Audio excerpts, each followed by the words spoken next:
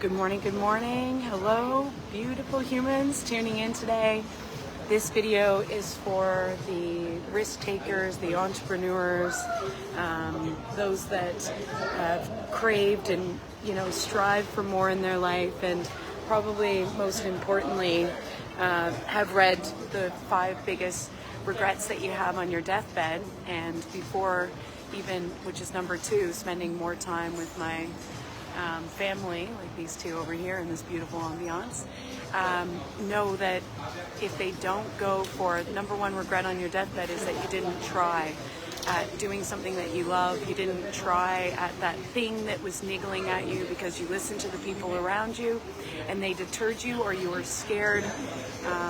Maybe you feared success, or maybe you feared failure. Which fear of failure, actually underlying that, can also be a fear of success.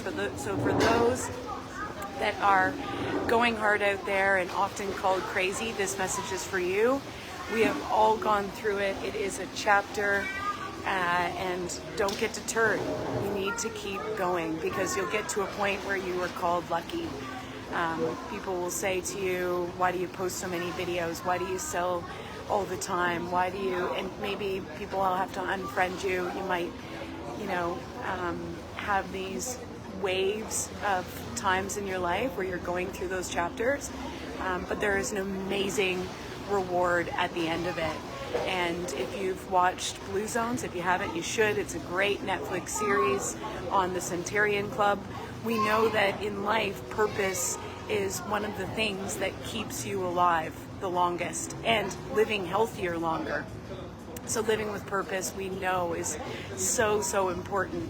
And when you live with purpose, you add value, and you give as much as you take, give more than you take. You end up in beautiful ambiances, and money and amazing experiences will flow back to you. But it is hard to get to that point, and there will be that negativity around you on the initial going up time.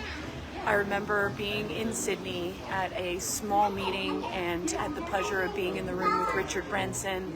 And in that meeting, Richard, and I didn't understand it 10 years ago when I was doing my first company, Buzzville, said that he never hires somebody to take over one of his divisions in Virgin unless they've had a company and failed.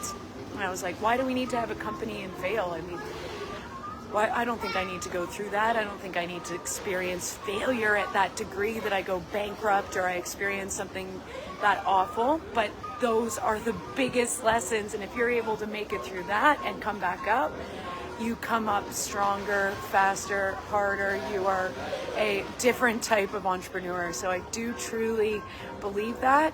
Make sure that when you fail forward. Surround yourself with beautiful people and an environment that helps bring you up and assist you in where you're going and living on purpose and living in that in your full light.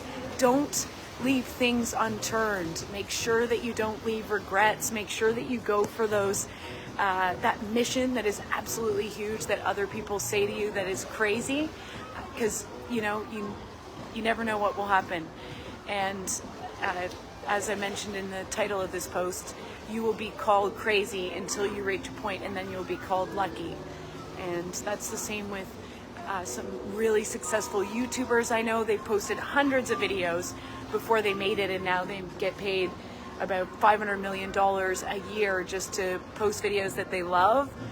And they had to go through the scrutiny. So it is only a chapter in your entrepreneurial journey. We're over here in Sydney at the W teaching well-being, which is so amazing to help others in their fitness, of course, but we've really expanded that into the mindfulness of breath work, meditation, sound healing. You've probably heard me say those modalities before, but now we're getting into the longevity and healthy aging era of cold plunges. That's not that cold, but infrared saunas, and we're providing this to not just elite athletes and Olympians over in Australia, but also musicians and people that want to recover faster, live longer, and we're assisting any type of coach to become a well-being professional and a wellness coach this year. If you're interested, drop me a DM, drop me a message below. And this is the kind of thing that you get to do. You get to live on purpose. You get to go to amazing places. The financial reward will come later. So if you are finding it difficult, the number one thing that I hear to a video like this, the feedback I get is, Meg, I don't have time. I've got kids, I've got a job. When am I going to find time to do those things that you're doing, to create companies and drop into my creative zone? And the truth is, you don't find time, you create time. So it's at the end of the day when you want to turn off and relax. You've been programmed that Netflix helps you relax, but really it's blue light. It's going to keep you up longer. It plays the next episode. It keeps you there on the couch on purpose. So change your environment into a healthier environment. Unplug the TV. Get the TV out of your bedroom. Make it more difficult to those unhealthy habits. Make them more difficult in your environment. Surround yourself with people that are motivating you and bringing you up.